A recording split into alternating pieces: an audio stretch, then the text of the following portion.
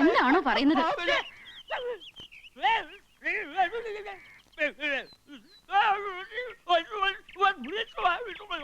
എനിക്കൊന്നും മനസ്സിലാവുന്നില്ല. നിനക്ക് വല്ലതും മനസ്സിലായെന്തോ? ഒരു പിടിയുമില്ല. നിനക്കോ? ഇല്ല.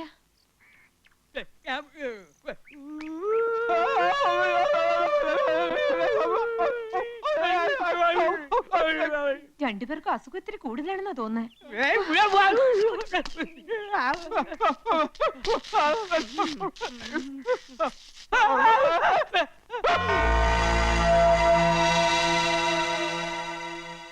ആ, മായ വന്നല്ലോ. മായ കാണുമെന്ന് ഇവർ എഴുതി കാണിച്ചു. എന്താ മാവ? ഇളയമ്മ അമ്പലത്തിലേക്ക് പൊയ്ക്കോളൂ. ഇവർക്ക് എന്താ വേണ്ടെന്ന് വെച്ചാൽ ഞാൻ കൊടുത്തോളാം.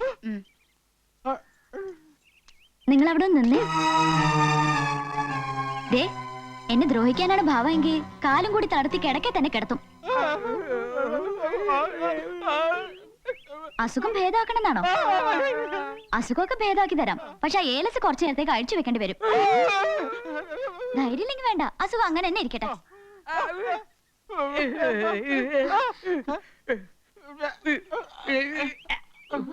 നിങ്ങളെ കൊണ്ട് അതിന് കഴിയില്ല. ദേ, സൗമ്യ രമ്യ ഇങ്ങോട്ട് വന്നേ. എന്താ ചേച്ചി? നിങ്ങൾ ഈ മാമന്മാരുടെ ഏലസ് ഒന്ന് അഴിച്ചെടുത്തേ.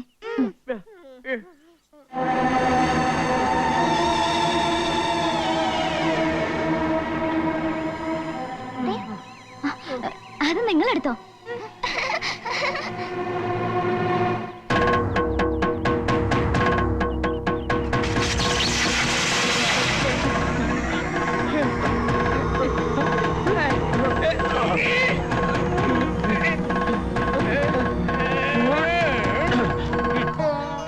ഈശ്വര, എന്റെ തളർച്ച മാറി.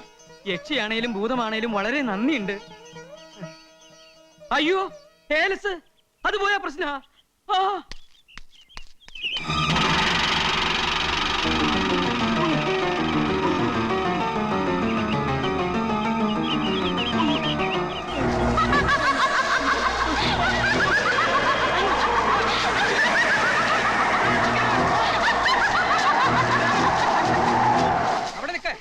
അവിടെ നിൽക്ക് കുട്ടികളെ. ഏലസ് തന്നെ.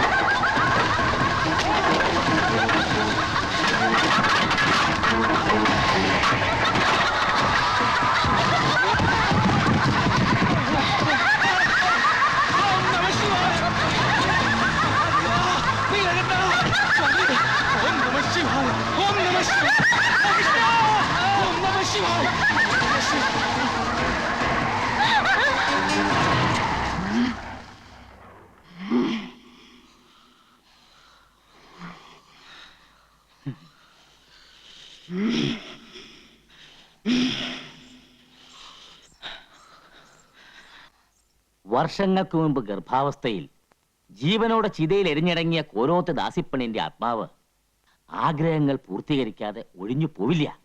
പണ്ട് മേപ്പാടൻ ആവാഹിച്ച് കണ്ണേറ്റിങ്കര കാളിക്ഷേത്രത്തിന്റെ മുന്നിലെ ആൽമരത്തിൽ ബന്ധിച്ച ആ ദുരാത്മാവ് പുറത്തു ചാടിയത് തികച്ചും ആകസ്മികമാണ്.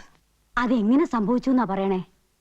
കോളേജിൽ നിന്നും വിനോദസഞ്ചാരത്തിന് പുറപ്പെട്ട ഈ കുട്ടി ചരിത്ര പ്രാധാന്യമുള്ള പുരാതനമായ കണ്ണേറ്റിങ്കര ക്ഷേത്രവും സന്ദർശിക്കാനെത്തി.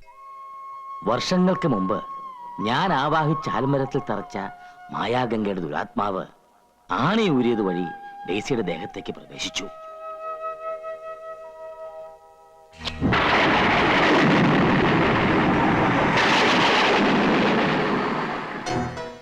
അന്നേരം അതാരും മനസ്സിലാക്കിയില്ല. പക്ഷേ രാത്രി വീട്ടിലെത്തിയതിനു ശേഷം ഡെയ്സിയിൽ ചില മാറ്റങ്ങൾ കണ്ടു തുടങ്ങി. പ്രാർത്ഥനയിലും ആഹാരകാര്യത്തിലുമെല്ലാം അവൾ തികച്ചും മറ്റൊരാളായി മാറുകയായിരുന്നു. വർഷങ്ങൾക്ക് മുമ്പ് മരിച്ചുപോയ മായാഗംഗയായി.